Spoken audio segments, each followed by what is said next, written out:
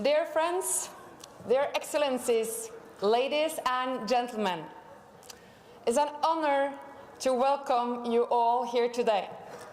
We may be physically spread out, but we are now all sitting around the same great virtual table. We are here to unleash the power of the plate. We are here to present an exciting array of solutions propositions sourced from around the world aimed at shifting our consumption patterns. And we are here to discuss and debate these solutions and, importantly, to learn from each other. I know for a fact that we will not have agreement on everything, and that's absolutely okay. But allow me to insist on two things. First, let's treat each other with respect. Second, let's agree on some hard facts. A first fact is this: unhealthy diets have become a leading cause of ill health and premature deaths around the world, and it's getting worse, not better, year by year. Even the COVID-19 pandemic is hitting people with obesity and diet-related conditions particularly hard. What do we mean by unhealthy diets?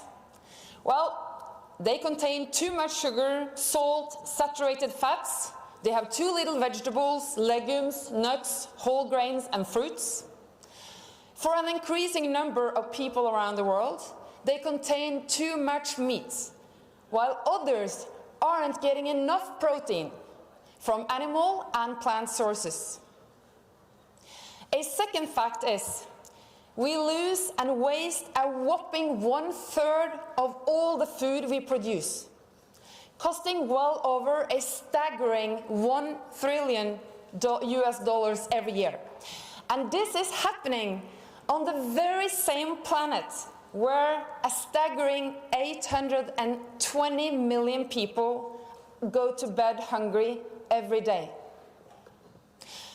And a third fact: the environmental impacts of our food systems, already disastrous in many parts of the world, will spiral out of control without a shift to healthier consumption patterns. Limiting global warming to below 2 degrees and halting biodiversity loss is simply not possible without dietary shifts. So you see, our food consumption patterns can't be just this, an enormous problem. Let's turn it around and talk about how we can change the system so that our food consumption become a driver of good health for both people and planet, so that the 3 billion people who currently cannot afford a healthy diet can fulfill this basic human right. Let's debate the things that governments can and must and should do to enable and unlock the shifts we need. Let's talk about what food businesses can and should and must do, and what we all can do to unleash the power of the plate, to heal our bodies, to heal our world, our communities, and our planet, while we still have time, while we still have the chance. But let's not get stuck on details. Let's go to work now on what really matters, because there isn't any more time to waste. This decade, the 9 years we have left to 2030, is our very last chance. I now turn the floor over to our amazing, inspiring youth Vice Chair Lana to moderate the session. Lana, the floor is yours.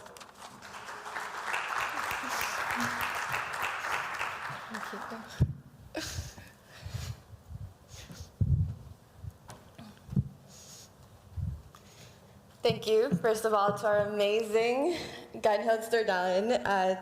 and for her amazing leadership. As a young person, I have to wholeheartedly agree that the shift to healthy and sustainable consumption must happen for climate action and for health, and is a critical piece of the puzzle in food systems transformation.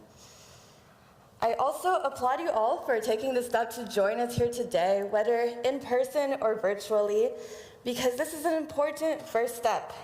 When we're discussing broad food systems, it can be easy to go for the actions that least groups disagree with, that are popular with many people, that don't really need for us to challenge ourselves to really think about how our consumption might be contributing to some of the issues we were talking about with climate change and with health.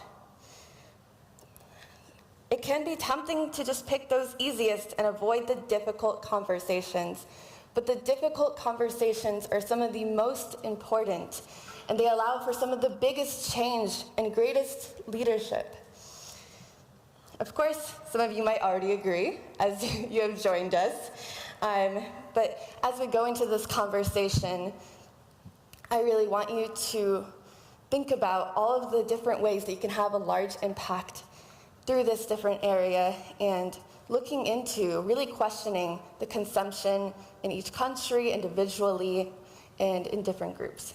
Next, I have the honor of inviting, for our framing remarks, Dr. Maria Herrera Acosta, Chief Research Scientist of Agriculture and Food at CSIRO, the Commonwealth Scientific and Industrial Research Organization.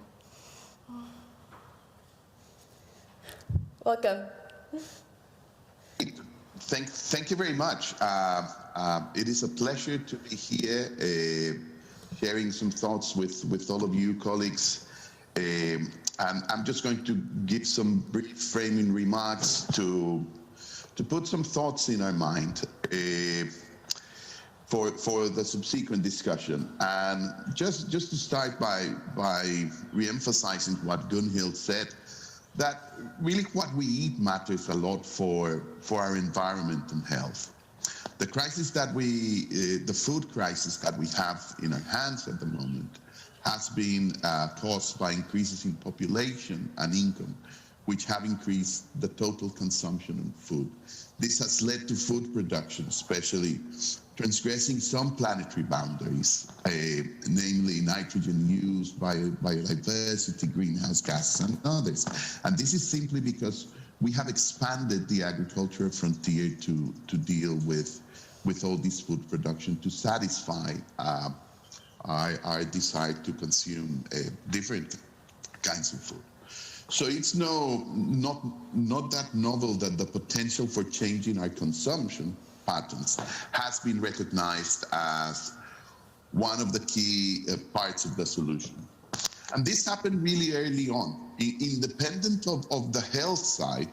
When we were working on mitigation potentials, say 10, 15 years ago, of agriculture, forestry, and land use, we observed that the consumption side hadn't been taken into account very explicitly, and a whole body of work starting to be developed.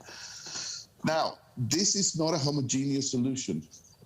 Underconsumption is really rife in low and middle income countries, while overconsumption occurs in many OECD countries, and the double and triple burdens of nutrition manifest themselves simultaneously in other countries. This is a wicked problem. It's not easy to solve, and this will require tailor-made consumption patterns. The global analyses are very useful, but they're only the start for us to really go down deep into the individual countries and really start finding local and tailor-made solutions for the countries. We know that different foods have different environmental footprints, with plant-based foods generally having lower environmental footprints than animal-sourced foods. Hence the focus on these ones. But again, it's a question of context. It's a question of, well, how we produce provenance? Can we work on low opportunity cost lands with livestock? Can we identify circular feed production solutions for monogastric animals and so on? So there are options there that we could actually embrace. There are also very large differences in what we need to consume to achieve healthy dietary patterns. In general, and as Gunhild said, we don't consume enough fruits, vegetables, and nuts, raw grains, but in some places we overconsume the animal source foods. But we need to be careful with broad recommendations because, for example, children might need those additional nutrients from the animal source foods. They might need a different consumption pattern, the same the elderly or pregnant women. So we need to refine the recommendations that we have. Some variants of healthy diets can still be expensive. And this is a critical problem that we need to solve as this is really a demand and supply issue, an economic issue. Yes, and it I will agree. need investment, it will need science and incentives. But there are options, and they are being discussed at the moment. Thank Yeah, you. sorry? Sorry, could you hold that thought? I think that was a great point for us to move forward with the other topics that we're going to be exploring. Thank you again so much for providing this strong scientific basis. Of course, extremely important moving forward, science-based information. Thank you again. Next, we'll have the keynote remarks for this session. From Dr. Jacob, the Deputy Director General of WHO. Thank you very much for giving me the floor, and I hope you can hear me. Your Yes. Royal Highness, Princess Maha Chakri Sirindorn, Excellencies, distinguished participants, dear colleagues, friends, ladies and gentlemen. It is an honor to join you today. The COVID-19 pandemic has highlighted the intimate and delicate relationship that exists between people, health, and the planet. The United Nations Food System Summit could not come at a more urgent time. Today, our food systems are the leading contributor to the ravages of climate change and all forms of malnutrition. Over 2 billion people are affected by overweight or obesity, while over 700 million face hunger. And around 3 billion people in every region of the world cannot access a healthy diet. Poor people and other marginalized groups are the most affected. This year's State of Food Security and Nutrition in the World Report tells us that the COVID-19 pandemic contributed to the largest single-year increase in global hunger in decades. 118 million more people face hunger than in 2019. That is staggering. The COVID-19 pandemic will have lasting effects for the years to come. Our food systems are driving inequalities and are making us ill physically and mentally.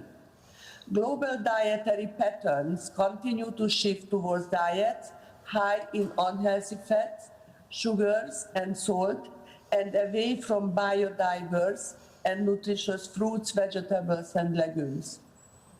And meanwhile, we continue to waste roughly 1/3 of the food that is produced. The world is hungry for change. Together, we can transform the way we grow, harvest, process, transport, market, consume, and dispose of foods. We need a new narrative, a narrative that puts health at the center of our food systems and embraces the interconnectedness of humans, animals, and the planet that sustains us. WHO has identified 5 significant interrelated food system challenges that affect health. First, unhealthy diets and food insecurity resulting in overweight and obesity, undernutrition, micronutrient deficiencies, and diet-related non-communicable diseases.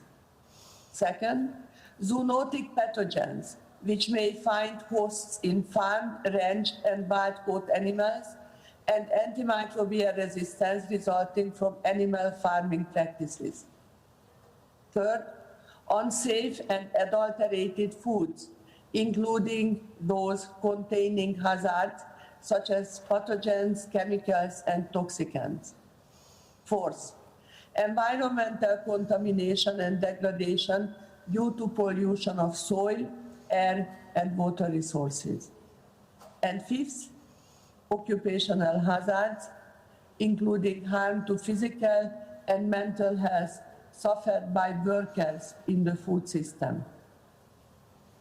WHO is proud to be the UN anchor agency for Action Track 2.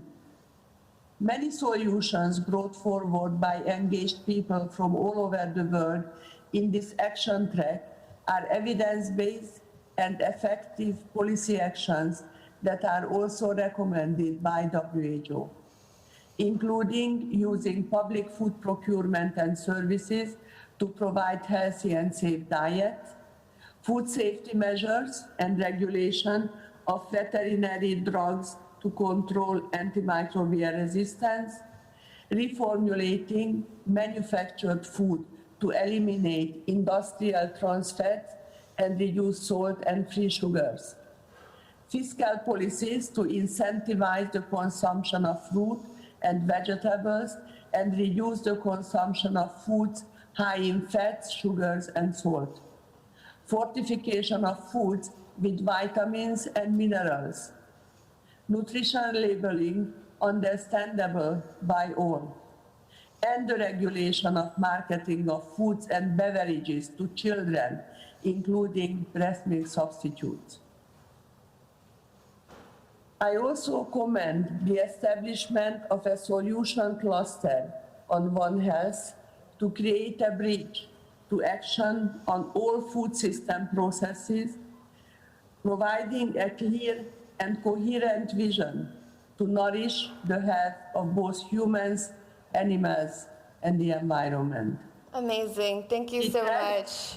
I am proud to pass the mic to Hindu Omaru Ibrahim, who represents not only her own generation, but is also a powerful environmental activist.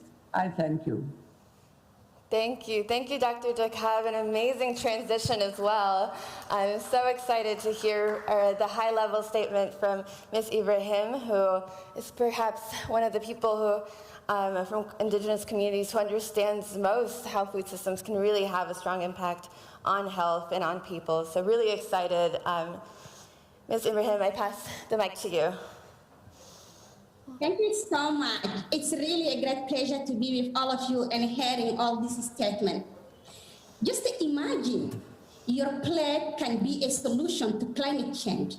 Imagine that when you eat, you contribute to protect forests, savannas, and even the ice cap.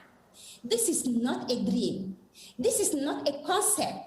This is the future. Since centuries, indigenous peoples have a long tradition of living in harmony with nature. We live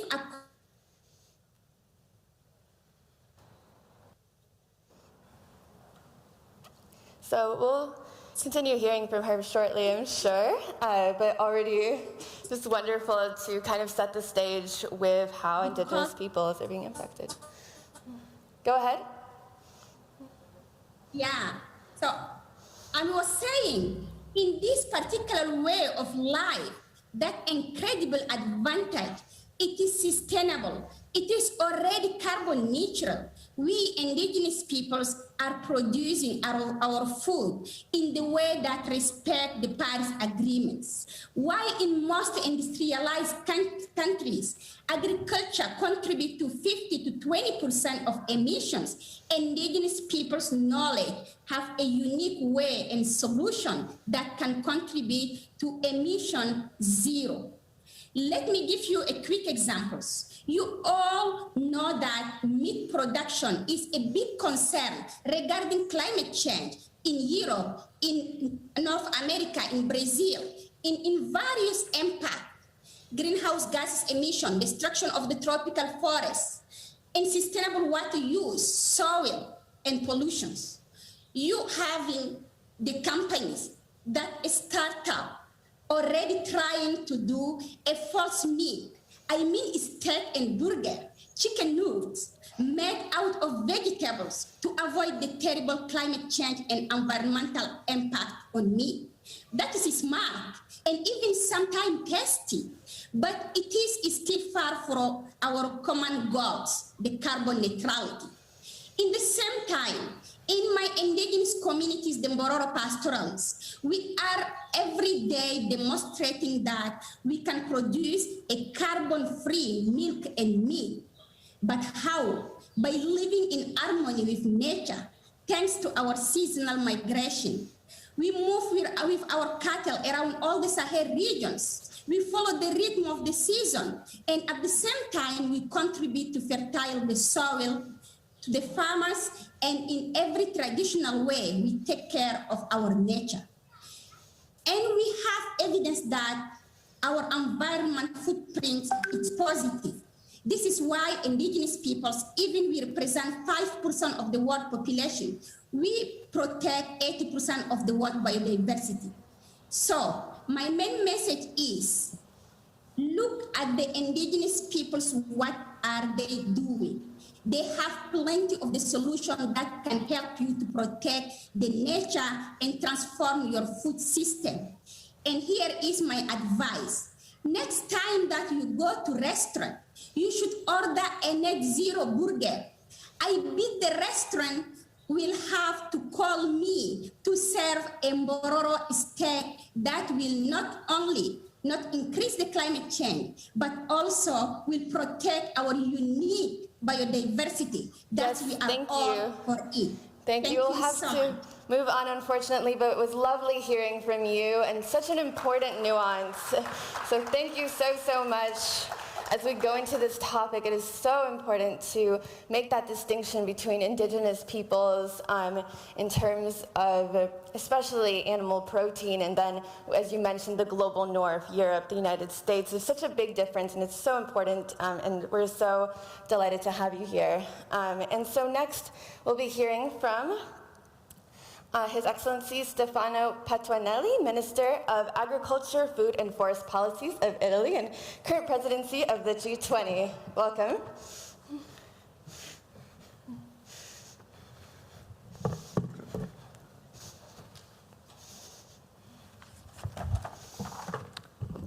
Thank you, Lana. Thank you, Gunil. First of all, I prefer to speak Italian if possible. Rivolgo un saluto e un ringraziamento agli organizzatori e ai relatori di questo panel.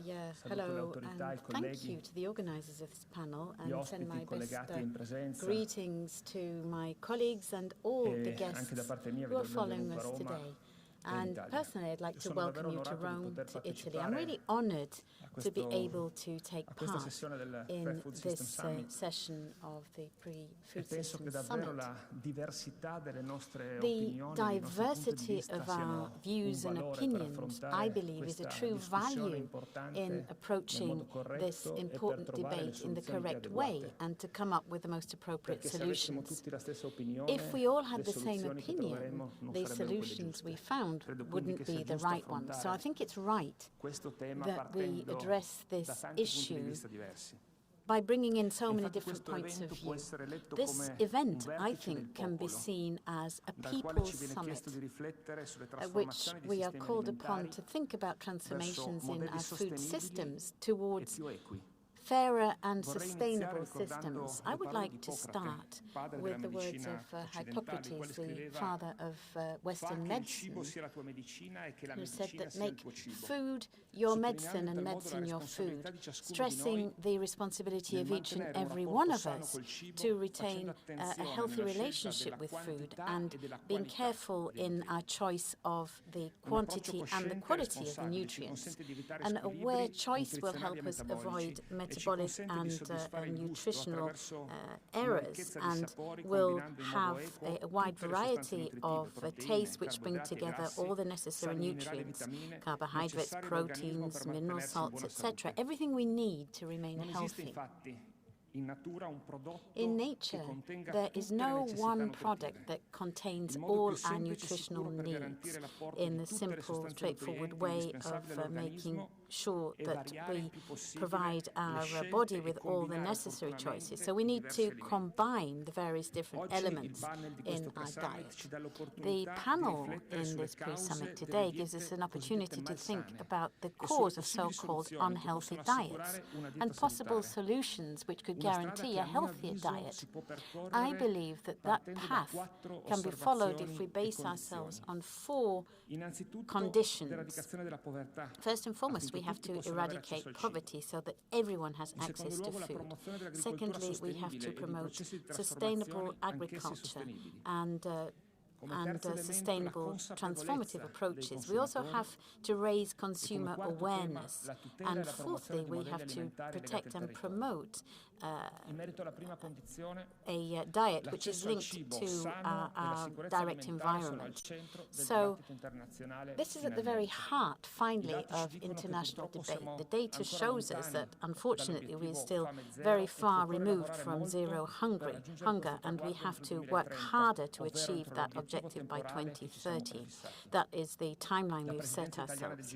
The Italian presidency of G20 has put this objective at the very heart of its agenda. Italy will really be moving the food coalition proposed by FAO on this basis.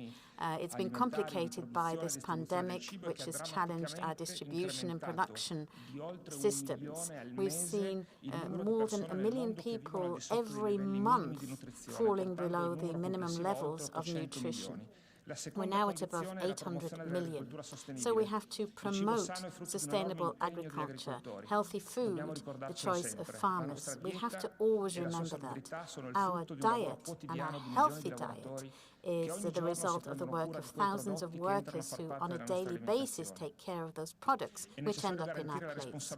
We have to guarantee the responsibility of everyone involved in that chain, and we have to enhance their value added, starting with agriculture. We have to look at the sustainability of our agricultural channels. We're going to be talking about that in Florence in September in a G20 meeting, which will be ahead of the true ministerial. The third condition is, as I said, consumer awareness. Awareness shouldn't be pushed in their choices. They have to be reasonably informed. Health habits have an effect on the health of our consumers. So we have to put them in a position to choose in a balanced fashion the elements which make up their diet. We are convinced in Italy of the importance of food nutrition. We have methods of labeling which are taught already at the start of school so that consumers can take informed decisions about the food and the processes which have produced them. It's absolutely crucial that we shouldn't be misled by simplification of language. That's a vice which could undermine the production we have at local level and throw everything into the same basket. That takes me to the fourth condition, which means that we have to think very carefully about promoting production which is linked to the history, the geography, the culture, the regional and local area in which this is produced. No one single food system is good for everyone, nor are there food systems which can be rolled out in every single country. Our diets are part of the history and culture. There are various elements which come together which make them all diverse. The term diet comes from Latin, which means a way of living.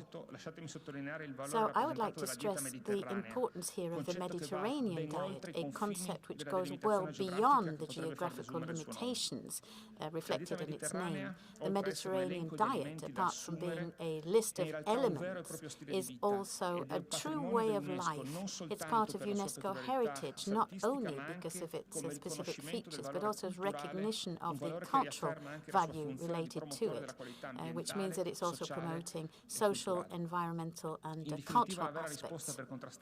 The true response on unhealthy food, waste food as it's called, junk food, is to come back to our roots, to use products which come directly from the land in our areas, and the Mediterranean diet as a way of life. Before I conclude, I would very briefly like to touch upon the question of food loss and waste. As we move towards transforming our food systems, this is an important point because food loss affects all steps from field to fork, and it affects all our countries. Effective policies on food loss and waste requires full information about where the food is wasted. Italy has brought in legislation on the distribution and production of our food products and pharmaceuticals for social solidarity means and in order to avoid waste. This is the basis of a system which involves participation, monitoring and promotion, and brings in representatives from throughout the food chain, right through from production through to the major outlets. Italy is ready to share its own experience on food loss and waste and to strengthen international cooperation so that together we can ensure healthy diets for all citizens of the world. Thank you, and I wish you all the very best in the continuation of your work.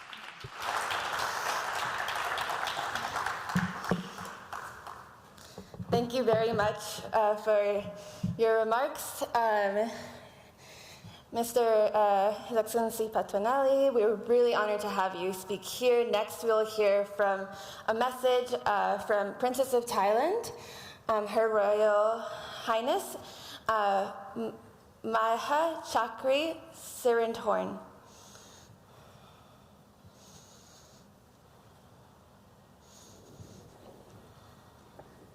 Thank you very much, Dr. Agnes Kalibata, Special Envoy of the UN Secretary General for the 2021 Food System Summit, for inviting me to virtually join the UN Food Systems Pre-Summit today.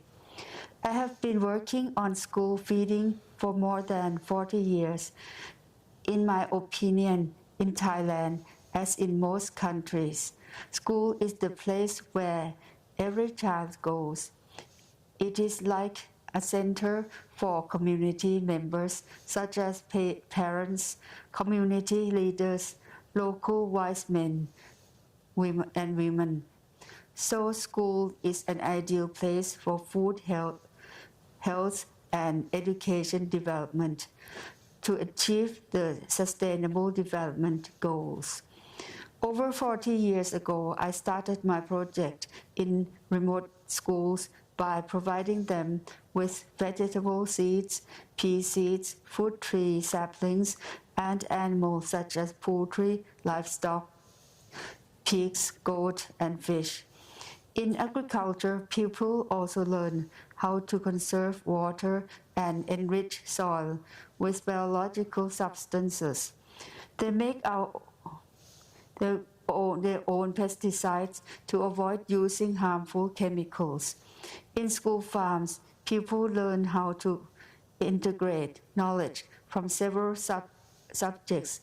Pupils sell their school farm products to school kitchen in a school cooperative system. In the kitchen, teachers, pupils, and their parents learn about healthy food and healthy environment.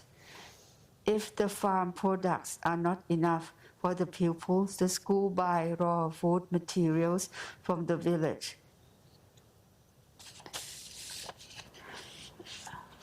First is what only a school project called Agriculture for School Lunch. Nowadays, it is a model of sustainable consumption pattern and concept of which is useful for to many communities. Everyone knows about the importance of food nutrients to the body and the relationship between diet and health. In school, clinic, teachers and health workers teach pupils about health, sanitation, clean environment, clean food, clean drinking water, hand washing, clean kitchen and clean toilet. School clinic often provides pupils vitamins and mineral supplements such as multivitamins, iodine and iron. Lastly, we also emphasize on environmental protection and preservation of local and national cultures.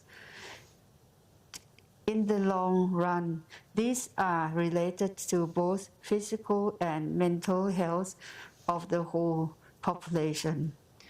During the COVID pandemic, health system and nutrition are very important, but often the Ministry of Education closes the schools. So we have to shift education from schools to households and communities, trying to provide as much education as possible to the children. With sharing and caring, we will get through all difficulties together. Thank you very much. Thank you. Wonderful to hear from the Princess of Thailand and interest contributing to shift to healthy and sustainable diets. Next, we will see a video from the WHO regarding food systems.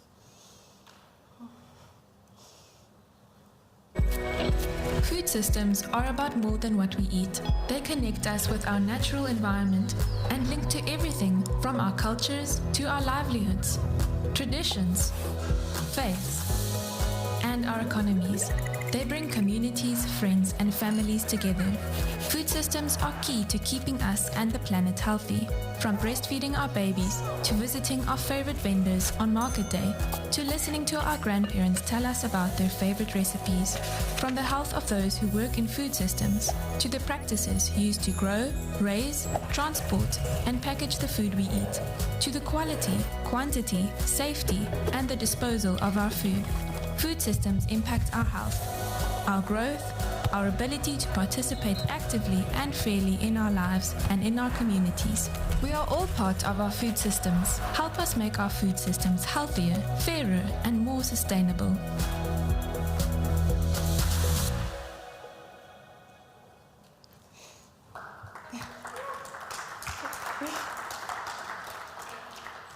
Thank you for watching. Now we have some brief questions that we ask you to fill out to get some views on how people feel about different food systems topics.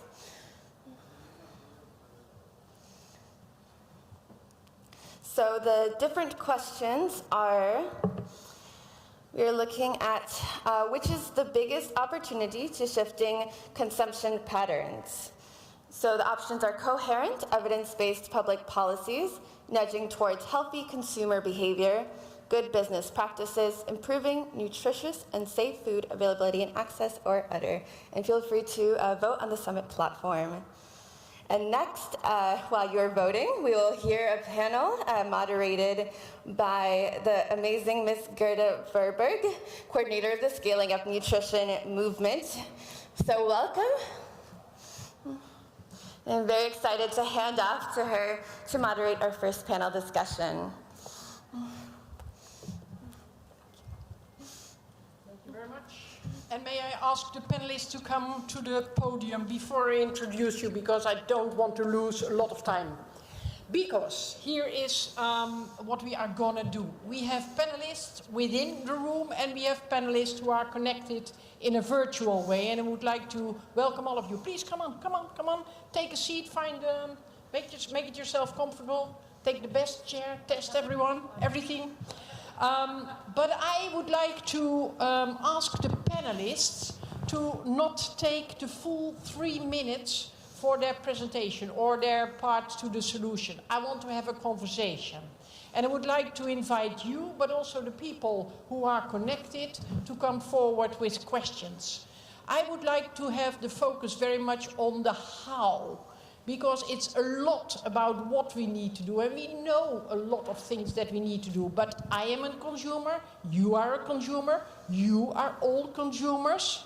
How can we help ourselves and encourage others to change our behavior? Because that is what is needed, and I want to learn a lot today so that I can go home and tell my partner, now I know how to do it. So let me start, let me first introduce Sunny Vergese. He is the CEO of OLAM, and he should be able to tell us a lot about the how.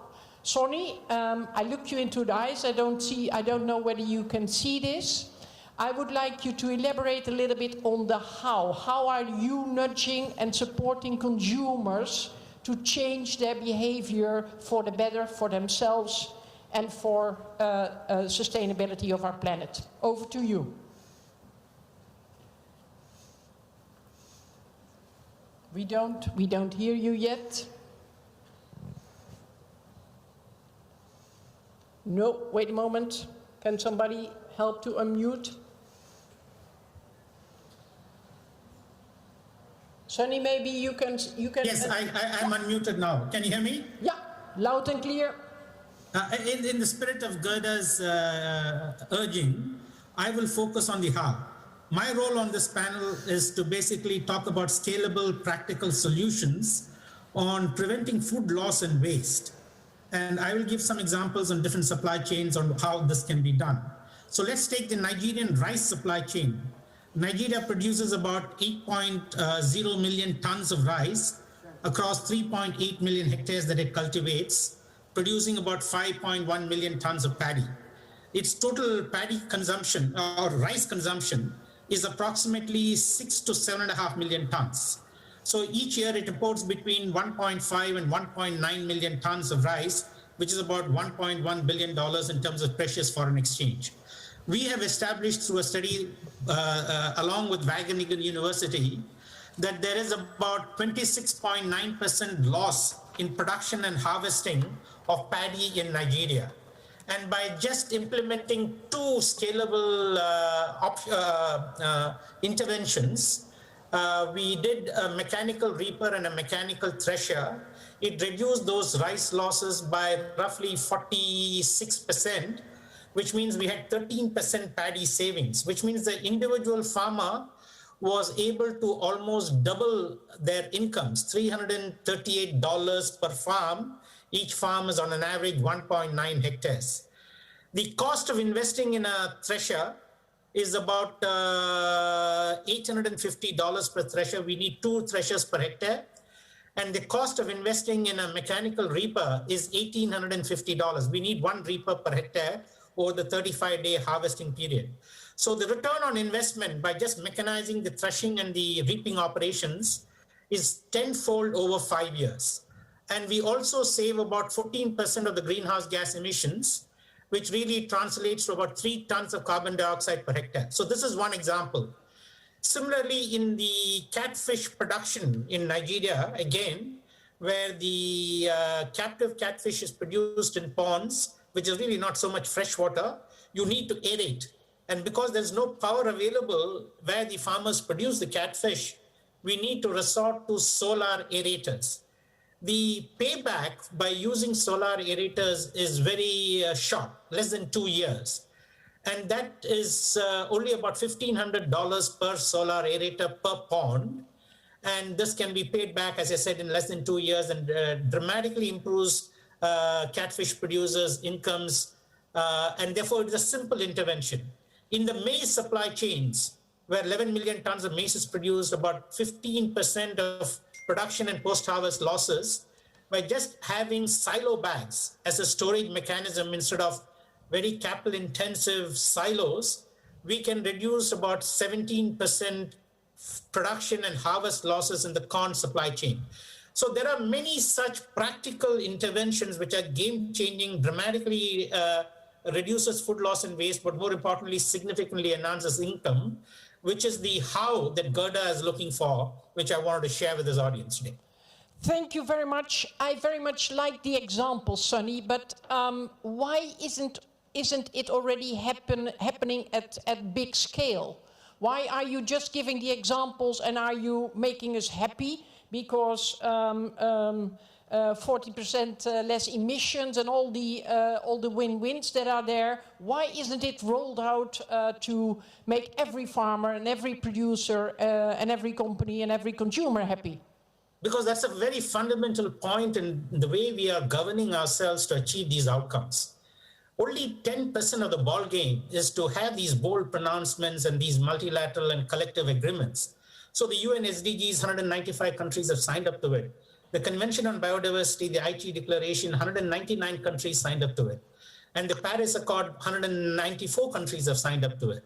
But that's only 10% of the ball game. There is a massive action gap because of the how, the granularity of the how, the specific pathways. We get ourselves exhausted by the time we come up with these bold pronouncements and agreements and not focusing really on the how. Yeah. The how can only happen if there are 5 levels of change.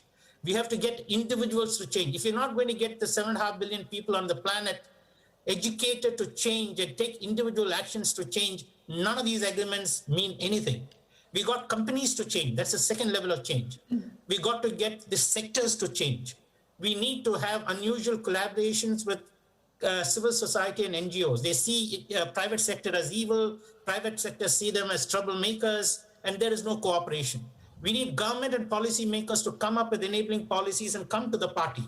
And we need scientific organizations to come up with game-changing breakthroughs. All right, Sunny, we will not achieve those results. Sunny, how do we gonna make this an outcome of the Food Systems Summit, this agenda setting to really change what need to be changed and not to again go home and turn our back to all the nice events that we have had and continue business as usual? How to make really change?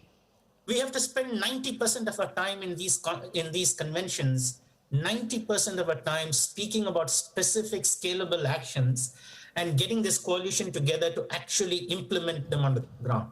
For the Nigerian rice example, we work with JICA, we work with Wageningen University, we work with 35,000 farmers, and we work with 32 farmer cooperatives. It has to be all about action. We know why we need to do this. We know what needs to be done. We are not able to actually implement and execute. That has to be the bias. Okay, thank you very much, Sunny, because you're very spot on. What I'm hearing from you is that you need to involve the farmers themselves, stand next to them, and then scale it up. But with you, with your position as CEO of Olam, I would like to see more from you and more passion to roll it out and to convince your colleagues, private sector CEOs and civil society organizations. And I will join you wherever I can because it needs to be brought much faster to scale. Do we have an agreement? Absolutely. We are doing this and we want to do this at scale. And I'm glad to hear of your support. You have many more supporters here, but we all will be watching you and building on the same agenda. Then we go to Madam Claire Bury, and she's the Deputy Director General for Health and Food Safety, DJ, from the European Commission. Madam Claire Bury, you have the floor. Okay, Heather, thank you very much. Excellencies, members, it's really a pleasure to be here with you this afternoon. I think you've asked us to talk about the how, Heather, which I will. I very much appreciate the approach that Sunny has put forward about the specific scalable actions, but I will step back a bit, I think, and look at it more from the point of view of how we change systems. So within the EU, we are working on 2 strategies, the Farm to Fork strategy and the biodiversity strategy, which are part of our European Green Deal.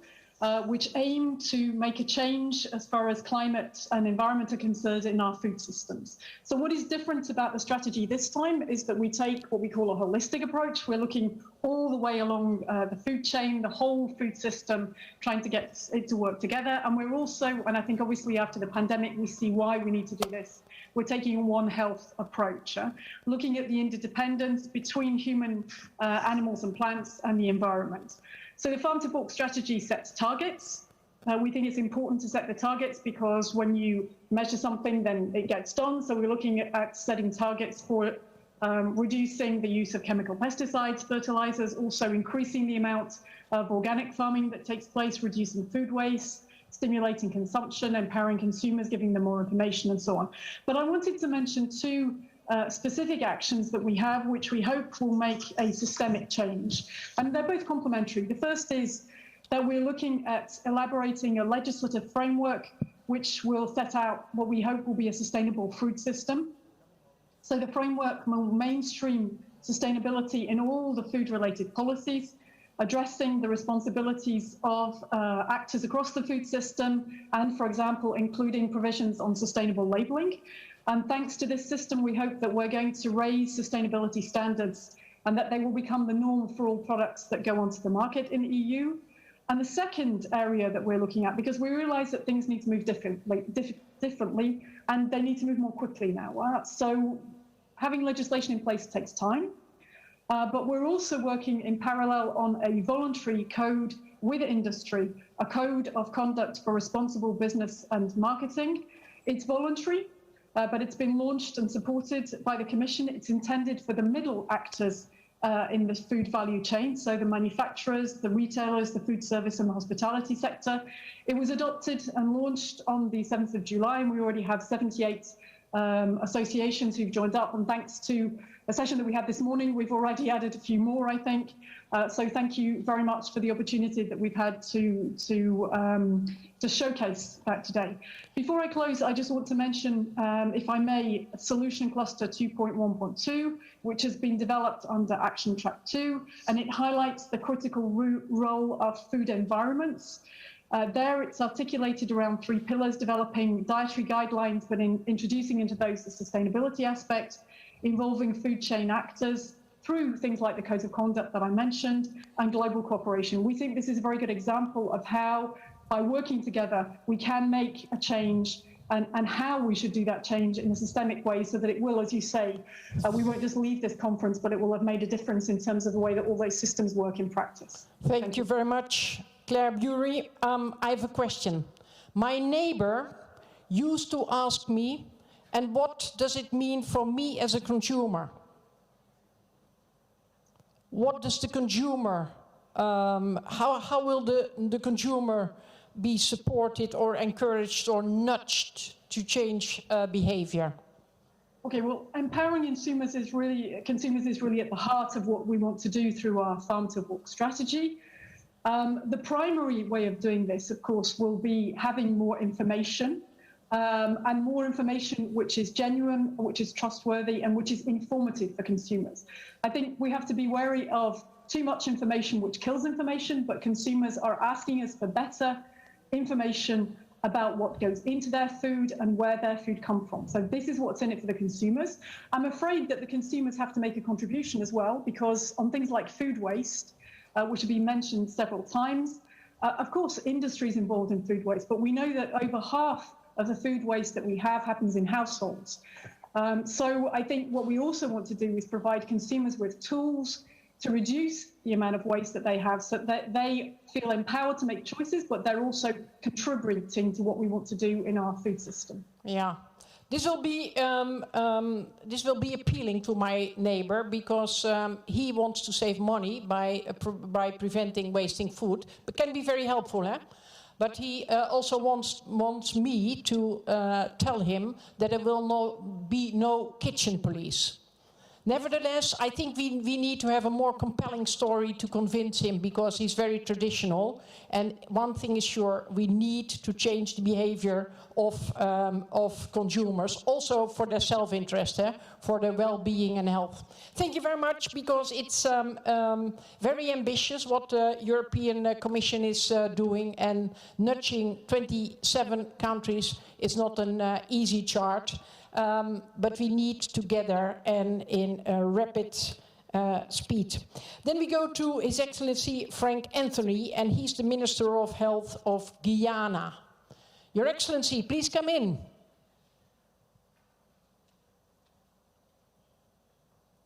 Thank you very much. Distinguished Excellencies, thank you for the invitation. We are pleased to participate in this pre-summit meeting, Unleashing the Power of the Plate for Health of the People and the Planet. We have seen the impact of unhealthy eating in the Caribbean sub-region. The FAO estimates that about 240 adults per 100,000 dies because of inadequate diets, one of the highest mortality rates globally. Obesity is a growing problem in the Caribbean, with 6 small island developing states have female obesity rates that exceed 50% and poverty greater than 30%. In Guyana, malnutrition manifests itself both as undernourishment, with about 9% of children under 5 suffering from stunting, and we also have overnourishment, with 6.6% of our children under 5 suffering from overweight. These pre-existing rates have been further compounded by COVID-19, as the socioeconomic impact of the disease has driven many more into poverty and has reinforced poor eating habits. At the same time, food production in the Caribbean varies from 28% in some countries to as much as 71% in others. These food systems have recently been damaged by flooding in Guyana, in Suriname, volcanic eruptions in St. Vincent, and the Caribbean, as you know, is prone to hurricanes, which can increase the vulnerability in the region. The linkages between food systems and health are now clearly established. It depends on where the food is grown, how it's processed, its composition, its consumption. Each step along this continuum from farm to plate, there is an opportunity to make food more wholesome. Starting with how food is grown, we need to prevent environmental degradation and contamination, decrease pesticide use and antibiotics in our farming practices. We need to pay attention to occupational hazards posed to the health and well-being of those who are involved in agriculture. We also need to pay attention to how we process food to prevent pathogens and toxins from entering the food chain. We also need to work more proactively with our population to avoid unhealthy diets, such as consuming ultra-processed products that directly correlate with obesity and non-communicable diseases, including diabetes, heart diseases, and cancer. We also have to put systems in place to guarantee food security. These, I think, are the challenges that we have before us.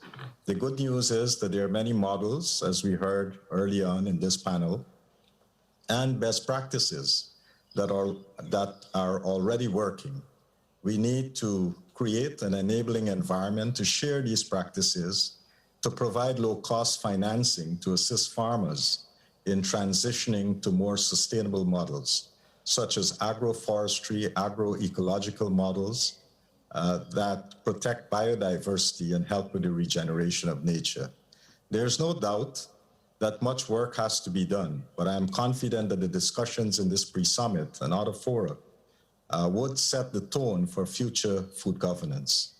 We expect that healthy food system. Okay. Thank you very much, Your Excellency, because you have a huge agenda in front of you, and I can imagine. What are the 3 priorities of your government where your president wants to make a commitment about in the Food Systems Summit? Concrete actions, only 3, because the whole list that you elaborated on is true, but we need to start somewhere and then develop a pathway to 2030. 3 strong priorities. Well, one of the main areas that we are looking at is sustainable agriculture. And so we have put many systems in place to assist rural farmers so that they can sustainably produce, and also to make sure that those systems can help us to export these produce. We also have been looking at improving nutrition, especially for under 5s. And so we have put in place systems to look at improving the nutrition of children, such as exclusive breastfeeding. We have also looked at vitamin supplementation, mineral supplementation. Very good. So that we can prevent things like anemia in pregnancy and so forth. Yeah, Your Excellency, I will invite you because I will have a special eye, keep a special eye on the commitments that the government of Guyana will make in the Food Systems Summit. Be more ambitious, have clear targets so that we can rally everyone to support everyone, all stakeholders around the government of Guyana. But then we need to have new ambitions because the problems are still too high. It's not about what you're doing right now. It is where you see the action and where you can see the most ambitious progress to serve your people, starting with children, and your climate and environment as well. Thank you very much for joining us and being in this panel. Then we go to Zuleka Mandela, and she is an activist and she wants to talk about her own experience on why it is important to have healthy food on the plate and be a healthy consumer. You have the floor, please. Thank you so much. It truly is an honor to be part of this pre-summit today. Just to give you a bit of background, I have been campaigning for young people worldwide. And since my daughter's passing in 2010, who was killed by a drunk driver, I have been campaigning on issues such as road traffic injury, and on so many youth-related issues that I myself have experienced firsthand, being someone who has an addiction to alcohol and drugs, being someone who is a survivor of physical and sexual abuse, being someone who is a survivor of a non-communicable disease like breast cancer, and someone that lives with mental health. And we see in our day-to-day lives how COVID-19 has seriously compounded these big issues that our youth are faced with.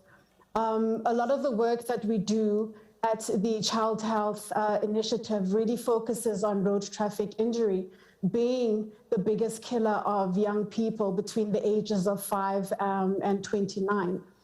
And we're also seeing that in many communities, especially in poorer communities, especially in developing countries, how it's quite evident that there is, less of an investment in creating safer environments, and not just for our young people, but for our adults too. And so we are campaigning for a global summit on adolescence that's going to look at these big issues that are faced by our young people, issues such as road traffic injury, issues like mental health, issues like sexual abuse, issues such as, education. And what we are asking the powers that be, the policymakers and the governments to do is to really think from a wider perspective, especially considering that, all these big issues that our young people are faced with every day and are impacted by are interlinked. And so we campaign to ask, governments and policymakers to, really come together to make a commitment with the necessary funding and to really take action on tackling these big issues, because no matter where a young person or the most vulnerable lives in this world, they all deserve an equal opportunity to live and to thrive. Thank you so much for this passionate contribution here, and also telling about your own experiences with your addictions, with your daughter, etc. It's very moving. I have two questions for you. One question is, what would you advise people who want to do something to improve their diet, their behavior, to prevent or overcome their addiction? And then I have another one. Yeah. Please go ahead. First, the first question. Okay. Yeah. So, I mean, you know, I, you know, being a two-time survivor of breast cancer, and in my experience, I have seen how, you know, obviously the very high intakes of processed foods, for instance, sugar and sweetened drinks, has obviously an effect on the rising numbers of non-communicable diseases and ill health. And that's always been a concern for me, and especially in the work that I've been doing, working with other cancer patients. And it's just to also just remind them of the importance of having a healthy and nutritious diet.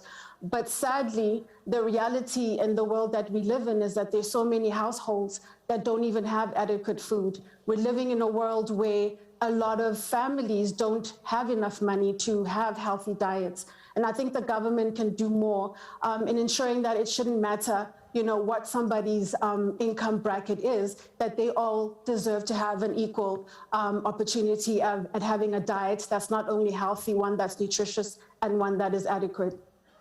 Thank you very much. That's very helpful. I have one more question, because many people in situations say, I don't go to the government because the government is telling us a lot of things. What we want to do is changing our community and make it better in our community. What would you give as a recommendation to these people to make the community safe for all sexes, for children, but also as a food environment, a healthy food environment? Yeah, so again, just to go back on this, you know, this global summit for adolescents that we are campaigning for, is to say that, you know, silo mentality will never work. And this is why we're urging governments to come together and really make these commitments and, you know, make a difference in the lives of our young people. But we need a situation where it's more than just, you know, them making commitments, but we want to see serious changes. And when you look at, for instance, the work that we've been doing in road safety across the globe, a lot of the times you're finding that the solutions are there. And it just needs the policymakers and the governments and those in power to really just give us the backing to get the job done. And most importantly, to put the most vulnerable, the young people, at the forefront of the agenda. Thank you very much. Thank you for your contribution and your advices, because you can inspire many people, and I'm convinced that you'll do it from day to day, every day. Then we go to Professor Carsten Steen. And Professor, you must be a morning person. You are rising very early to join us, and it's much appreciated. But I was looking forward to this whole panel, but I want to hear from you. You have been writing a lot of books about behavior change, etc. Please give us some of the tricks, how we can change our own behavior and how we can nudge others to change their behavior. Over to you.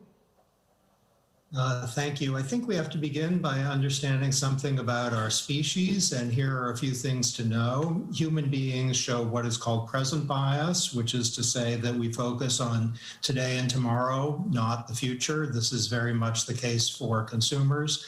For many of us, the future is a foreign country, let's call it Laterland, and we're not sure we're ever going to visit. That's a challenge. The second point about our species is that human beings tend to show unrealistic optimism with respect to health and safety and the environment. 90% of drivers have been found to believe they are safer than the average driver. 94% of university professors believe they're better than the average university professor. And 100% of people believe that their sense of humor is better than the average sense of humor. Consumers face a choice architecture. By the way, I consider myself among that 100%. Better than average sense of humor. Consumers face a choice architecture akin to a building, and it can make all the difference. With respect to food, what do we see first online in a grocery store or on a menu? An enabling environment can be created for healthy choices or climate-friendly choices or not. An environment can make life safe for present-biased, unrealistically optimistic human beings or not. Choice architecture is everywhere. It sometimes is invisible. It is sometimes invincible as well, and it is frequently decisive. The last point is that food preferences are not stable and fixed, but they are shifting and influenced by the architecture. Whether we like sugar or salt, or unhealthy foods or not, or salad or meat, is influenced by the background environment against which choices are made. So that's something to know about our species, which is essential to addressing the how question. Nudges are like GPS devices. They can orient us while maintaining freedom of choice.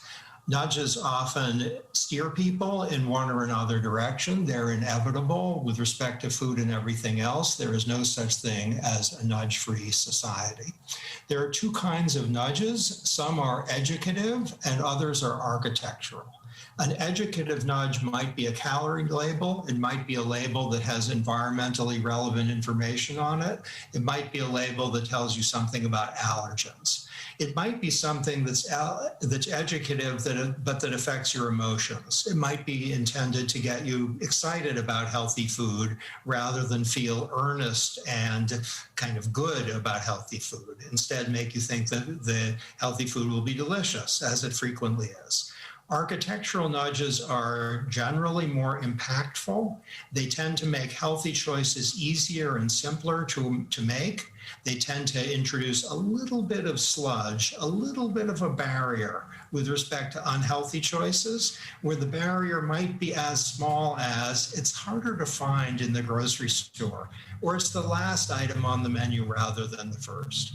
What we know is sometimes the result of an architectural nudge can be to increase consumption of healthy or environmentally preferred food from about 2% to about 80%. Architecture and design is often the most effective kind of nudge, and it can make all the difference in what people eat. Thank you very much. I have one question. Gunhild and Lana and their whole action track, they are Lana. They are really looking for how to best encourage the change. Which one? Where would you advise them to start? I'd think about design and architecture. So whether we're speaking about restaurants or online choices or stores where food is sold, design makes a significant difference in what people end up choosing. And it does so even if it ends up preserving, as it typically should, freedom of choice. So first, think about architecture. Thank you very much. I think it's very helpful. I've learned a lot from all of you until now in this panel. It's extremely rich. And we need to move on, but thank you very much for your availability. We go to Professor Gabriele Riccardi. He's the director of the unit of diabetology and metabolic diseases of the university at the University of Naples. Professor, you have the floor. Thank you very much. It's a pleasure to be here. Well, I'm a medical doctor and a nutritionist, and I'm worried by the observation that despite the support of a strong and consistent body of evidence, nutritional advice until now has shown little impact on food habits of the people. In fact, if you look at the trends of dietary habits in Europe, as well as in many other countries, particularly in the last decade, there has been no major improvement in the people's behavior. Particular salt intake Sugar and red meat consumption are still largely excessive, while fruit and vegetables have even dropped in the last 10 years by 10 to 15%. What are the reasons for this inability to convey the right message to the people? Well, there are many reasons. In my opinion, an important aspect is that perhaps we give too much emphasis in the guidelines on food to limits rather than on those to prefer and to support. This leaves the general public with the perception that an healthy and sustainable diet contrasts with human desire to consider food as a source of enjoyment and pleasure. In addition, most recommendations lack of appropriate reference to the real experience of people by not taking into account cultural differences within and between countries. The success of the Mediterranean diet is due, among other reasons, to its strong ties to social and gastronomic heritage. But many more traditional diets around the world contain ingredients and recipes that can contribute to the desirability and the gastronomic appeal of healthy and sustainable diet. In conclusion, according to the background document of this track, a different world is possible, and one where we unleash the power of food to heal people and the planet.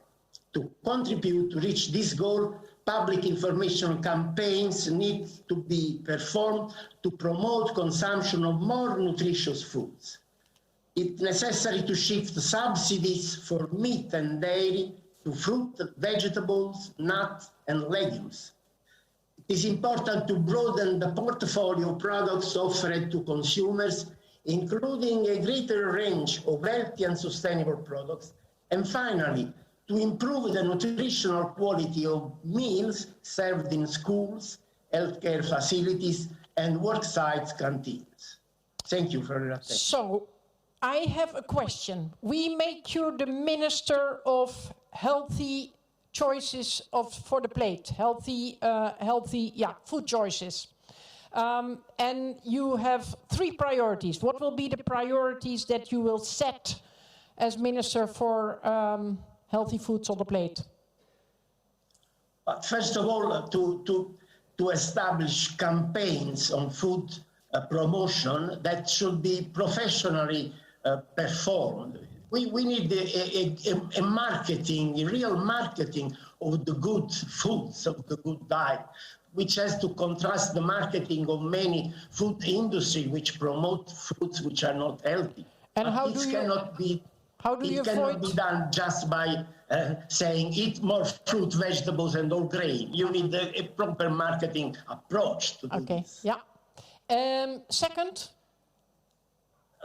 I think we have to change the approach to the meals that are served in canteens at school.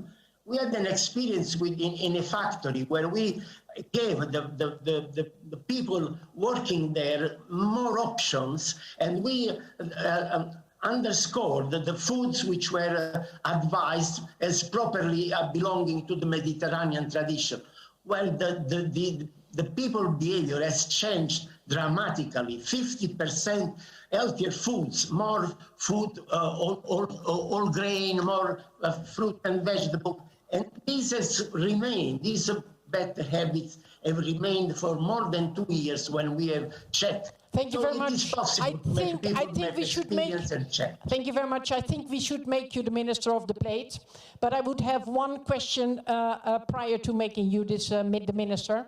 How do you get rid of all the lobbyists around the Parliament and around the government who do not want to bring any change in the food because they are making a good lot of money out of the current way of feeding? But I don't ask the question right now. We will have this conversation later. Thank you so much, Professor Gabriele. Last but certainly not least, we have Madam Helena Laurent, and she's the Director General of Consumers International. And we want to hear from you. No. I treat everyone the same, and I will. Very good. But to intimidate here we are. you. So I've been waiting patiently on the stage. It's been wonderful to hear from the other speakers. I really enjoyed the Minister's comments at the start, because this is a people's summit, so let's start with the consumer. Any functioning, healthy economy relies on consumer trust and consumer engagement. And consumers not as demand generators, but as actors with rights and responsibilities in that marketplace. And consumer protection, consumer engagement is all about that. Consumer advocates, I represent 200 consumer advocacy groups in 100 countries around the world. And they think about this all the time. You know, as the food industry has grown both in traditional markets and also online, you really, you know, those UN guidelines for consumer protection where food is an element of essential concern, how do we apply those, and how do we think about those for the future? With all of our personal faults and foibles, but all of our vision and our hopes for the future, how do we act in that marketplace? I think it's really important to remember that consumers don't just think about food, and many of these conversations come from, we care solely about food. Consumers are going through an incredibly vast transition right now. They are being asked to be aware and understand artificial intelligence, how to shop and bank online, how to eat differently, worry about the climate crisis. I think it's about how do we help and create awareness, as the Minister mentioned, but also make the system, make it easy for consumers. I was also inspired by a comment from our next generation of consumer advocates who said, it's not about these things separately. Safety and health and sustainability are all becoming the same thing for us.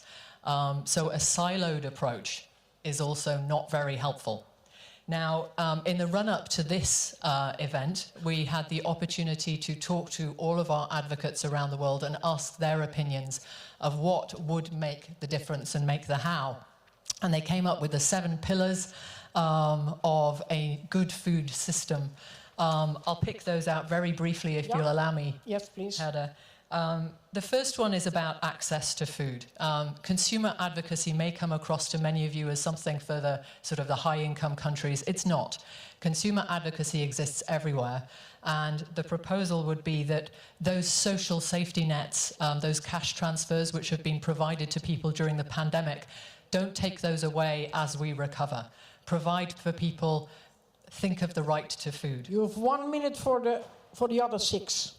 So okay. All right. Go ahead. I will, although I think others have had a little bit longer, so let's not, you know. I'll let you go. Thank you. 2, information. As we've mentioned, we need a marketing revolution, quite frankly, to speak to the intent, not the act. Increasing public awareness rather than depending solely on marketing, and regulating marketing, especially to children. Standards for safety, for health, for traceability, and also for data. Because if we can get that 4th industrial revolution working for consumers, then there's a great opportunity. The fiscal incentives, actually putting our money where our mouth is. Supply chain changes on infrastructure, shorter supply chains. Coherent policy, so that food and agriculture and health policy is then not undermining each other or undermined by trade policy. And then finally, enforcement and tracking. I don't think anybody's talked about that, but the enforcement mechanisms, people out there who are trying to drive compliance and doing that with minimal investment, they need to be supported. Now, my final point is that this is not just about putting restrictions. This is a source of innovation. One of the fun things that we've been doing in the run-up to this summit was working with Mercy Corps and a number of others to say, are there business models out there in emerging markets that take ethical principles, that think about the farmer and the consumer first and connecting them differently, and what do those look like? And that is the opportunity for us with our new economy. I think this is where we can experiment together, learning from the past and building for the new. And are there companies who are already bringing this connection between producers and consumers? Some of them. So in the work we did, we found about 26 different types of business models, and we picked out about 12 different use cases around the world. Kenya is a great example, a number there with Twiga, etc. Ethiopia, Chile, Argentina. We also have consumer advocacy groups that have started up reaching to farmers and building these connections using data and digital pathways that are ethical. But is it done by companies or is it done by the government? It's a mix. This is the kind of thing that you need that collaboration around, but you need to start that with a strong understanding of the ethics we will consider as normal for safety in the future. Thank you very much. I would have loved to speak with every panelist much longer. It is impossible because we have so many interesting speakers, and my sister, Earthling cousin, is almost killing me with her eyes because I am eating her time, consuming her time. But please, a big hand for all the panelists and everybody who have been speaking so far. Thank you so much. Thank you. Quickly, before Earthdarn begins, I will just share the results of the poll that has been conducted virtually while this panel was occurring. So we asked the people attending virtually, what is the biggest opportunity to shifting consumption patterns? And the results are overwhelmingly for improving nutritious and safe food availability and access at 52%, and following that, coherent evidence-based public policy at 30%. I also want to introduce the next poll that will be available for virtual participants to fill out during this upcoming panel that we're preparing for right now. And that question is, which of the following areas have the greatest potential to help unleash the power of the plate? Whether it's school meals, food storage, public procurement, regulations on marketing, breastfeeding, food-based dietary guidelines, taxes and subsidies, or regulations on food processing. Think that over while Earthdarn begins the panel. So I'll hand it over to you. Thank you. Well, thank you all very much for those of you who have stayed with us, because we have an exciting panel here today who are going to talk about not just what we should do, but what is actually happening. Experiences of success. Experiences of making the changes that are necessary for us to not just reduce food loss and weight, but to truly create those nudges that Gerda talked about that change consumer behavior, to support the diets that are necessary to protect our planet as well as our health. So we know food is health. And I want to start this conversation with the Minister of Health from Ethiopia, Her Excellency Leah Tadesse. You heard our last speaker specifically call out Ethiopia for the progress that they have made around many of these issues regarding access to nutritious foods for their people, for their consumer. So, Minister, speak to us today from of course, your country's perspective on how we can secure access to healthy diets for all citizens. Thank you very much. Ethiopia is a country with a huge challenge of access to healthy and nutritious diets, with 73% of our people not having that access. So this is a huge priority, and I would like to just mention 4 main points in terms of really moving towards sustainable and healthy diets. The first is access itself, because we cannot talk about healthy diets, consumption of healthy diet without availability. And the issue of especially diverse diets and nutritious diets is really critical, and when available, it's not affordable. So we have been focusing on diversification and improving productivity so that affordability is also addressed. So a lot of pillars are within this access, solving the access issue, including improving the access to inputs and technologies, as well as restoring these degraded lands and especially access to finance for farmers, and also the current really focus towards fortification, which is in the early stage. But the rest are in the reform process that we are working on to make nutritious food baskets affordable to the communities. The second is the food environment. Our food environment is changing, but it's not changing towards the right direction, as we all know, and it's really contributing to unhealthy consumption. So the private sector here needs to have a bigger role and contribute to solutions positively. And but the government, one action that we took as government is introducing the excise tax just 2 years ago, which has been placed on saturated fat, food with high saturated fat and sugary and products. So this, of course, we have to see the fruits yet, but this is known to have an impact in improving. So, the private sector really should not see or use the low and middle income countries as market opportunities for unhealthy diets. So this needs to change. The third is food safety.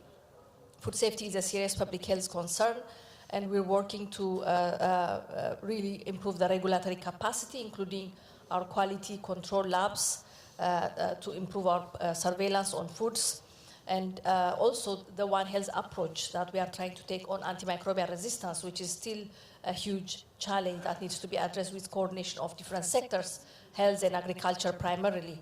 So we are trying to improve animal husbandry and introduce surveillance on this regard. And the last but not least is the nutrition literacy and behavior issues.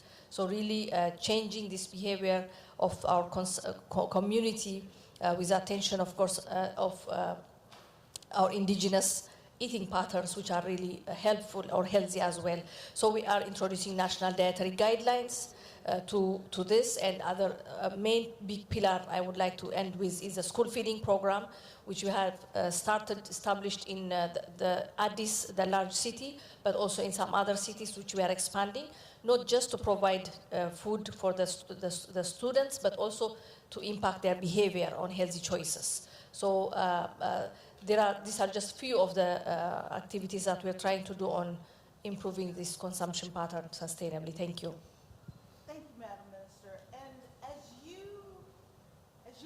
Us all of the very productive activities that your country has invested in over the past years to change the health outcomes for your community and to provide access to nutritious food.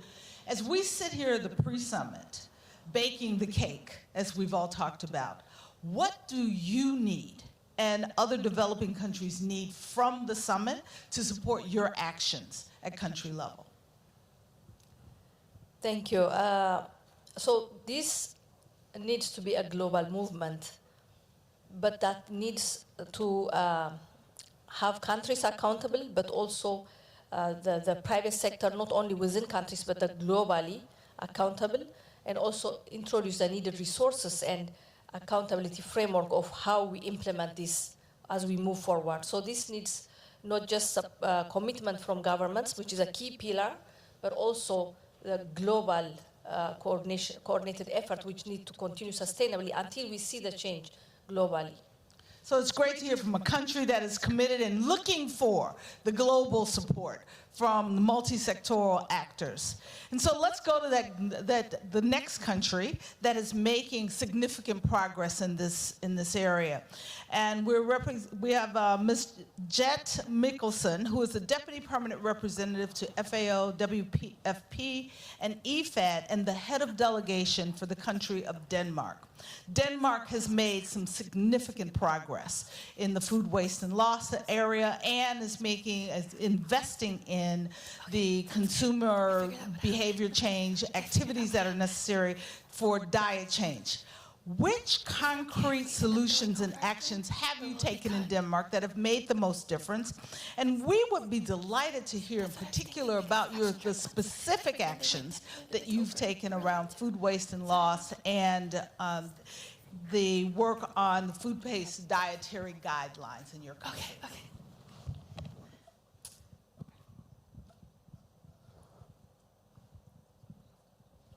Thank you very much. I'm very pleased today to give some examples of concrete action that Denmark has taken in the areas of dietary guidelines, food loss and waste, and antimicrobial resistance. So Denmark's government is already paving the way towards more climate-friendly diets through a new set of official food-based dietary guidelines. They will not only guide people on how to eat healthier, but also on how to eat more climate-friendly. An inclusive approach in the development of the dietary guidelines has been absolutely imperative. Broad stakeholder involvement has been of great importance for the support provided by NGOs, by food producers and retail traders. And we also believe that the fact that it has been evidence-based has really been crucial with the involvement of, for instance, Danish universities. So the dietary guidelines have shown to be a game-changing strategy to engage stakeholders and consumers who are not only interested in health issues, but also issues related to food, climate, and sustainability. We believe this is a concrete, game-changing solution that should incorporate both the climate aspect in the national dietary guidelines and the health issues, and thus will have a transition to more sustainable food systems. Denmark has also established a think tank on how to find sustainable solutions to reduce significantly food waste and food loss, public-private partnerships and voluntary agreements, as well as new technology and voluntary agreements.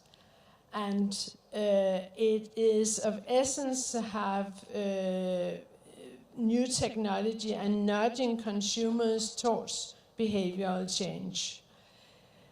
On antimicrobial resistance, public awareness and public-private cooperation between authorities, farmer organizations and veterinarians have been a game changer for more prudent use of antimicrobials in food production in Denmark. And since 1995, Denmark has been monitoring antimicrobial consumption and the incidence of resistance. So Denmark finds that global collaboration is key to win the fight against antimicrobial resistance. And therefore Denmark has established the International Center for Antimicrobial Resistance Solutions, the ECAS, to spur cooperation on fighting AMR in developing countries. Thank you.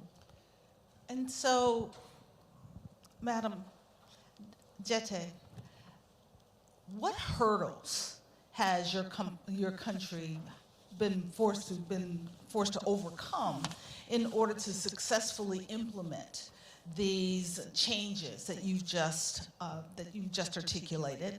And as you think about this summit as well, as another country that is already leading, what do you believe we need to achieve with the summit itself in order to continue to support your efforts at country level? Thank you so much for these key questions. Yes, indeed, I believe that one of the hurdles that we have had, and I think that's a hurdle and obstacle that we share with very many countries, is how to nudge consumer behavior, how to shift from traditional approaches to food culture. And here, of course, in my country very much, the shift from meat-based diets to fish and vegetable-based diets. But again, I think what has also proven really important for Denmark has to be including private sector in finding solutions. And then a very important element has also been public policies and the importance of finding a balance between giving guidance on the one hand, being informative, being educational, and on the other hand, not to overstep and being too directive. And that's a very fine balance that public policies need to achieve. It's fantastic. And it's really interesting to hear from our first two speakers representing governments, and both talk about the need for multi-sectoral solutions, particularly bringing in private sector. Our third speaker, we have Ms. Charlotte Petry-Gornitska, who is the Deputy Executive Director of UNICEF. Ms. Gornitska, which concrete solutions or actions are key from UNICEF's perspective with your focus on children and youth? Over to you. Thank you very much for the opportunity. And can I just start with a big shout out to the fabulous young leaders that have already contributed so much to this summit, and we count on you to continue to do so, because as you said, Catherine, I mean, for UNICEF, and I think it should be for many more than the UNICEFers of the world, to really put children and the young people in the center of the vision for healthier and more sustainable food systems.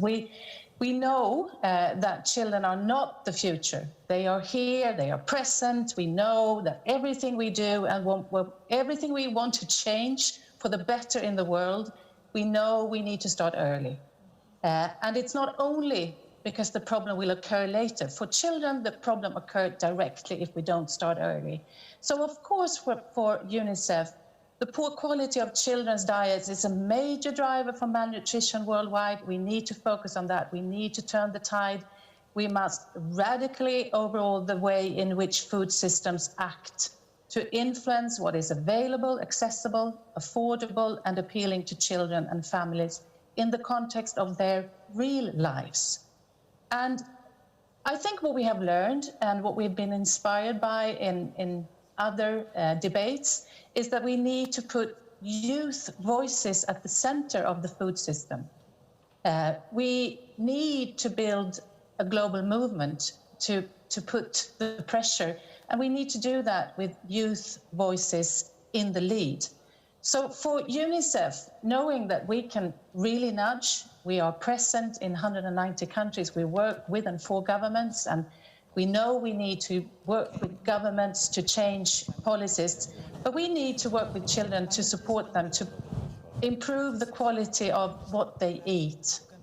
And this includes that we need to work for mandatory standards for the quality of children's food, public policies that promote nutritious and safe food, and we need to discourage the consumption of unhealthy foods and supply chain interventions to fortify staple foods for young people.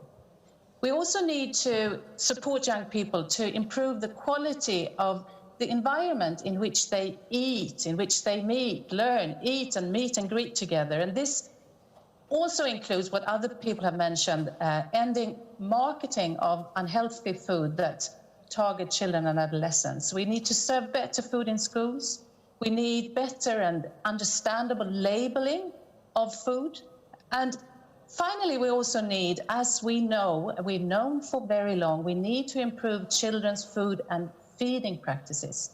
And this starts by supporting breastfeeding in infancy and early childhood, and helping parents, young people and children alike to make better choices for themselves and for the planet.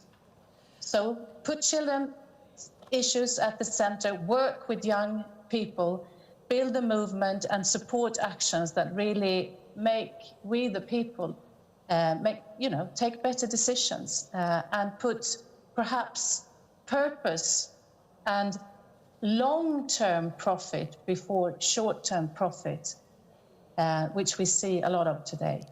Thank you, Charlotte. There's so many questions I could ask you and follow up. Unfortunately, we're running out of time, and so I want to make sure that we have enough time for all of our speakers. And I want to go next to Mr. Michael Ade Aglebede, and if I'm saying this wrong, please forgive me, because I was so looking forward to talking to you as a young Nigerian chef who came to the United States, learned his craft, and took it back home to make a difference. You have not just talked about what is necessary to support supply chains, to make a difference in the consumption of your customers, as well as your people that you serve through your activities in the country. tell us what concrete solutions and actions have made the most difference from your point of view as a chef and in your work in developing supply chains. Thank you for having me. I believe as a chef, it's our responsibility to have a voice in the way our food systems operate wherever we're operating. What I found to have made the greatest impact after coming back to Nigeria is the voice I have in representation towards Nigerian food. We find that in the global scheme of things, when people speak about healthy food and good food, they're often not speaking about food from indigenous places. When they're speaking of healthy foods, you're speaking of, you have broccoli, you have cauliflower, and what this is happening, what is causing in places like Nigeria is a situation where the people who need the information about healthy foods are thinking it's not accessible, affordable, or in any way, because a broccoli or cauliflower in Nigeria is like, even people with money, it's just inconceivable to have it, in quantities that make sense for a healthy diet. So I think moving forward, what needs to happen in the support that I would like to see from the global space is a just emphasis on the specifics of localized ingredients. Why is bitter leaf good for you? And beyond that, like an elevation and a representation of our food and our cuisine in a global space that allows people that are already consuming it in Nigeria to know the health benefits rather than demonizing it, creating a situation, creating spaces like the test kitchen where I have in Nigeria, where the only thing we use to cook is local. We use only local ingredients. And in doing so, I believe we've created a new conversation about, why our ingredients are also important and elevated. And when it comes to abori also, there's the problem with access to the things we have locally. So now, anywhere else in the world, you can call a purveyor to get fresh vegetables. But here in Nigeria, to find fresh vegetables, fresh ingredients, most people only go to the local market. So creating the Abori platform and the Abori Foundation, where we created a free online platform where we put like local artisans that are local farmers, local produce and product creators to sell their product and like reach a larger audience, has also created an awareness, especially in a time of crisis like COVID, to allow us to have access to the ingredients that we have locally. But we still need that help from the global space. We need this bipartisan relationship where, rather than only having this very monochromatic perspective on the healthy ingredients that people should eat, we need a broader understanding of what is healthy, of what is good, and that has to be localized. Unfortunately, we don't have the resources to go into the science aspect and to say this with confidence of this is healthy and this is why it's healthy. So we need that bipartisan relationship from from people and other parts of the world with those resources to help us understand the realities of our ingredients. So Chef Michael, you have been very successful in not just going back and opening a restaurant in Nigeria, but to making food available for a broad audience. Often what we hear about young chefs like yourself who return home is that the foods are available for the affluent and not for those for the broader population. Tell us specifically what you are doing that others can learn from that is providing more access to affordable, nutritious food for a broader audience beyond the affluent. So in the test kitchen, a lot of the people that we work with are not the affluent. For any sustainable food system to be very sustainable, you have to work with everyone within that system. And the people that are the broadest people in that system are the people in the lower margins of the society. And those are the people we work with. We work with them on understanding biodiversity and the importance of our local ingredients in the expression of our food. And we allow access to them as well. So like in using their product, we're also sharing the information on how to access them, bringing more value stream to their realities. So that's what we're actively doing to have the wider conversation. That's fantastic, Chef Michael. And you have proven what is possible when you take the tools to the people, and you are asking from this summit for the support that is necessary, the investments that are required to expand the work that you are doing. We hear you. And so as we talk about the global, a more global perspective, let's move to our next speaker, Dr. Wei Chan, who is the Managing Director of the Consumer Goods Forum.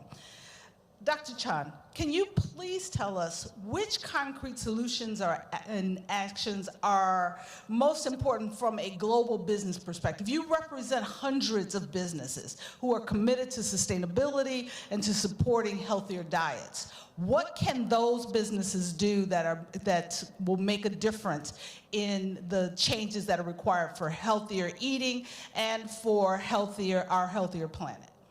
Yeah, thank you very much for the question, Esther, and also thank you very much for inviting me to the panel. We represent quite a few members globally from a retail point of view and also a brand point of view. And what we do is actually work together as a system to try to nudge people to more healthy behaviors and also more sustainable behaviors.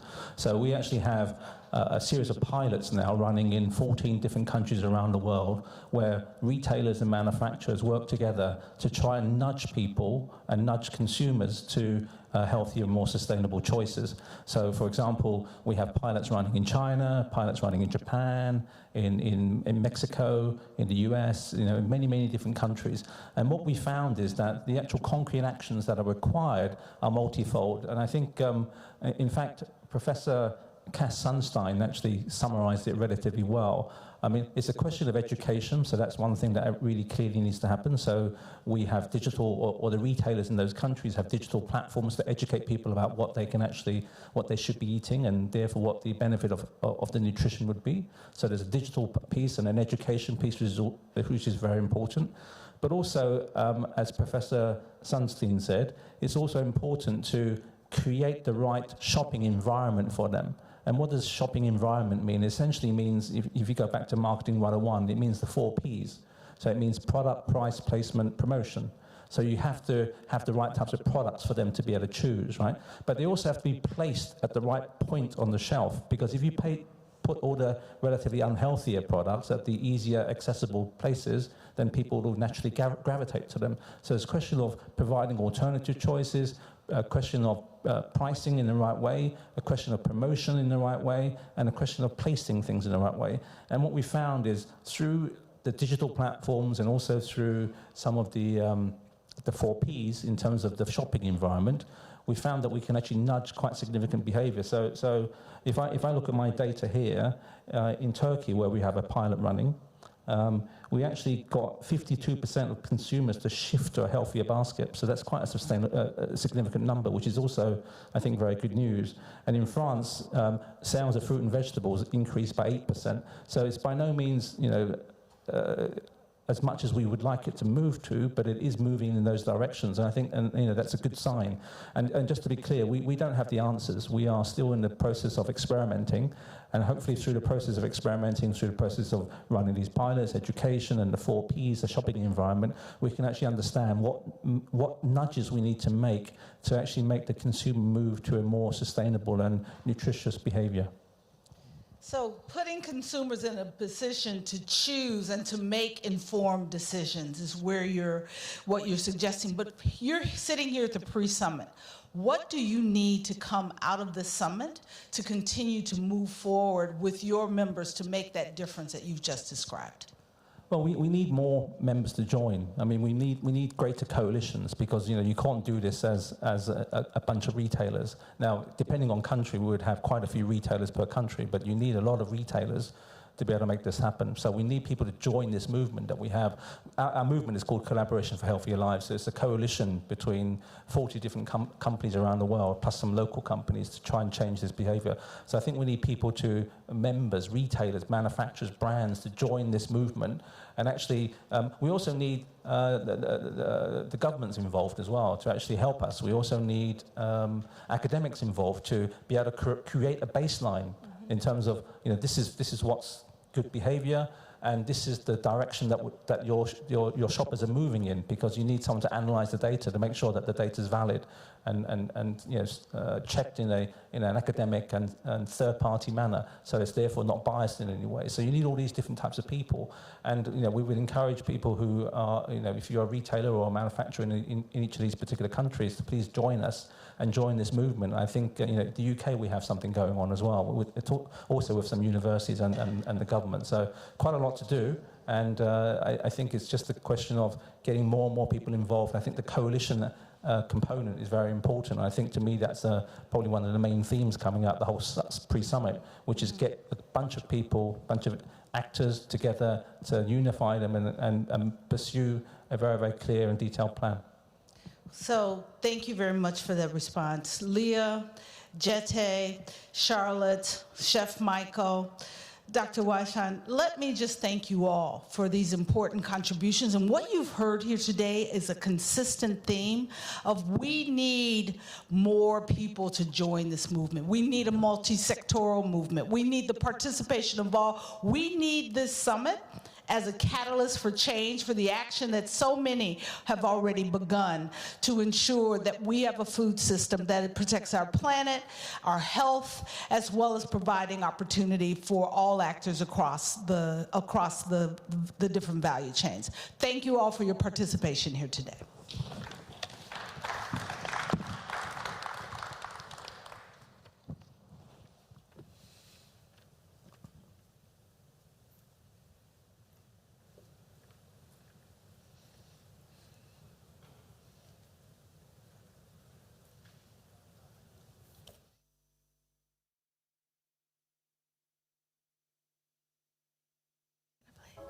Positive change for nutrition is possible and is happening at scale.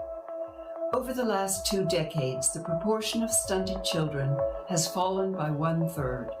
Despite this progress, a staggering 1 in 3 children globally is malnourished, and at least 2 in 3 are not receiving the minimum diets they need to grow healthily. Growing poverty, climate change, conflict, and impacts of COVID-19 are all playing a role. Our global food systems are failing our children, undermining their health, nutrition, and development. In many places, the same child may face both undernutrition and obesity. Around the world, many families cannot access or afford nutritious and safe food. Foods high in salt, sugars, and unhealthy fats have become cheaper and more widely available. Misleading marketing promotes unhealthy diets, making them more appealing than healthier options. This includes the aggressive marketing of breast milk substitutes to mothers, which undermines a child's long-term health. We can turn this around. We can build food systems that put children's needs first. WHO joins UNICEF to ask the global community to listen to children and their families and to engage with them as we develop a common roadmap towards a fairer, healthier, and more sustainable world. We want governments and businesses alike to make tangible commitments to improve the quality of children's foods, food environments, and food practices from early childhood through adolescence. With commitment, investment, and action, we can deliver concrete solutions that will help save lives, protect futures, and give every child a chance at reaching their full potential.